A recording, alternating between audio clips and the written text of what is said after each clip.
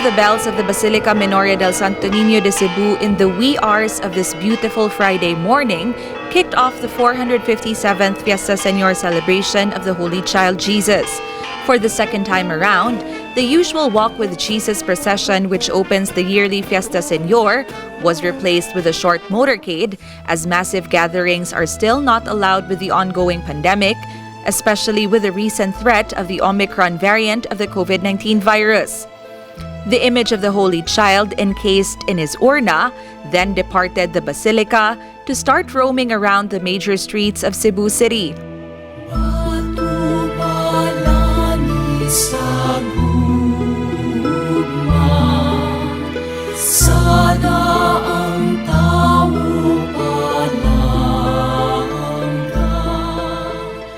Police personnel and force multipliers were deployed along the route, especially when certain areas remain unlit, as not all parts of Cebu City have been energized after the wrath of Typhoon Odette.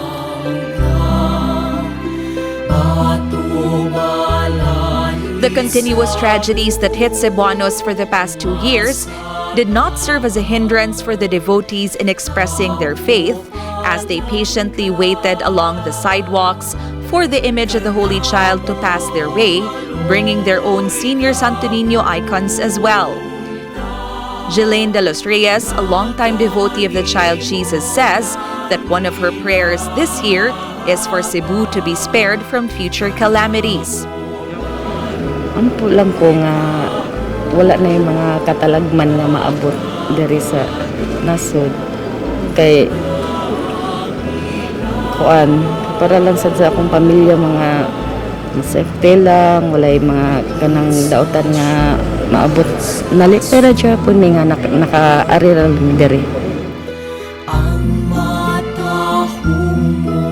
The motorcade made a quick stop at the Our Mother of Perpetual Help or Redemptorist Parish to commemorate how the historic icon of the Santo Niño de Cebu spent 7 months in the safekeeping of the Redemptorist priests during World War II.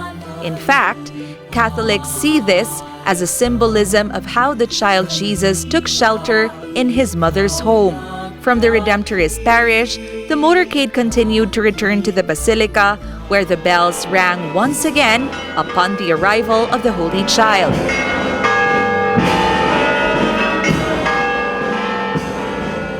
The enthronement of the image of Senior Santo Niño de Cebu at the Pilgrim Center altar then followed, which will now be open for public veneration during the entire Fiesta Señor celebration. The Basilica's rector, Father 𝗪𝗔𝗪𝗢, celebrated the Opening Salvo Mass inside the church, which was closed to the public but streamed online via its Facebook page and YouTube channel.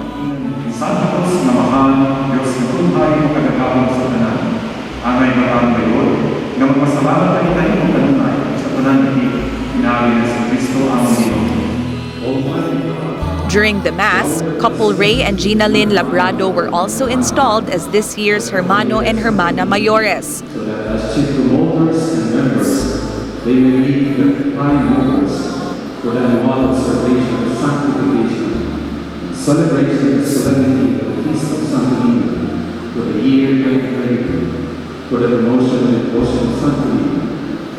In the name of the Father, and of the Son, and of the Holy Spirit. Amen.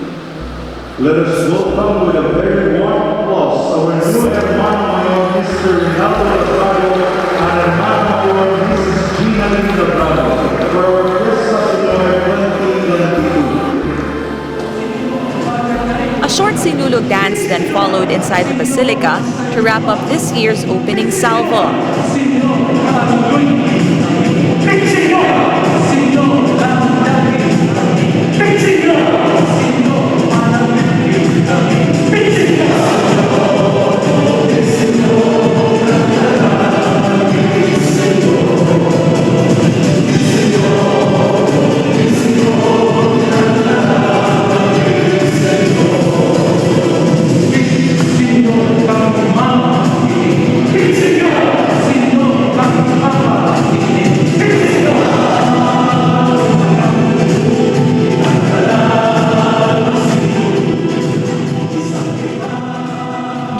apparent difficulties in communication and information dissemination, a lot of devotees thought that they too could join the Mass physically.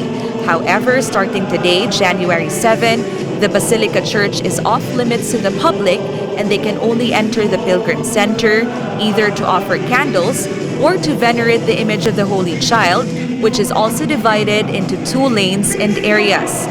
According to the assessment of Basilica's Ground Commander Police Major 𝗙𝗪𝗓𝗢, the opening salvo and motorcade was organized and peaceful, and they are requesting for the public's obedience and cooperation in the upcoming activities of the Fiesta Señor celebration. Okay naman sila, nakasabot man sila sa sitwasyon, kay i-explain naman po na sa ang Augustinian friars na ang usaragod ilang rason nga nung inana ang ilang gihimo karon nga virtual lang usa ang misa kay tungod kay naa pa gyud si COVID. So mao ra gyud ilang rason, so nakasabot man sila. In fact, ni subay raman po sila, nilinya sila. Aron lang sila gyud makasulod sa kuan sa Basilica nga nalangkot. So inana lang gidawat raman nila ang kuan. Dali ang uban nga mangutana pa gyud sila kay bawo sa sitwasyon kung nabagi misa atong wala makakuha na information, pero kasagaran yun, kabalo na sila, okay na yun nila. This has been 𝗪𝗘𝗏𝗪𝗢 for MyTV Cebu.